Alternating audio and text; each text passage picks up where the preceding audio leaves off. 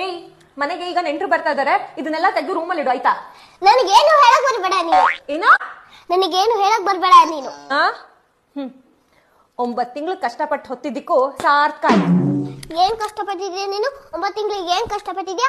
ಕಷ್ಟಪಟ್ಟಿರೋದು ನಾನು. ನಿನ್ನ ಹೊಟ್ಟೆಲೆ ಕತ್ಲು ಇತ್ತು ಗೊತ್ತಾ? ಅಲ್ಲಿ ಭಯ ಪಡ್ಕೊಂಡಿದ್ದು ನಾನು.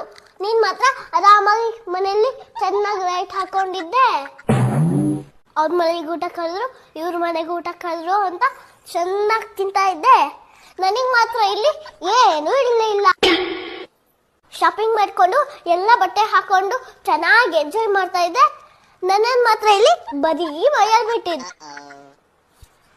ನೀನ್ ಮಾತ್ರ ಮನುಷ್ಯನ ಮೇಲೆ ಕೈ ಹಾಸ್ಕೊಂಡು ಕಾಲು ಹಾಸ್ಕೊಂಡು ಆರಾಮಾಗಿ ಮಹಾರಾಣಿ ತರ ಮಲ್ಕೊಂಡಿದ್ದೆ. ನನಗಿಲ್ಲಿ ಕೈ ಆಡ್ಸಕ್ಕೂ ಜಾಗ ಇರಲಿಲ್ಲ, ಕಾಲು ಹಾಡ್ಸಕ್ಕೂ ಜಾಗ ಇರಲಿಲ್ಲ, ನಯ ವಯಸ್ಸೇ ಜಾಗ ಇರಲಿಲ್ಲ. 9 ತಿಂಗಳು ಕಷ್ಟಪಟ್ಟಿದ್ದೆ ನಾನು.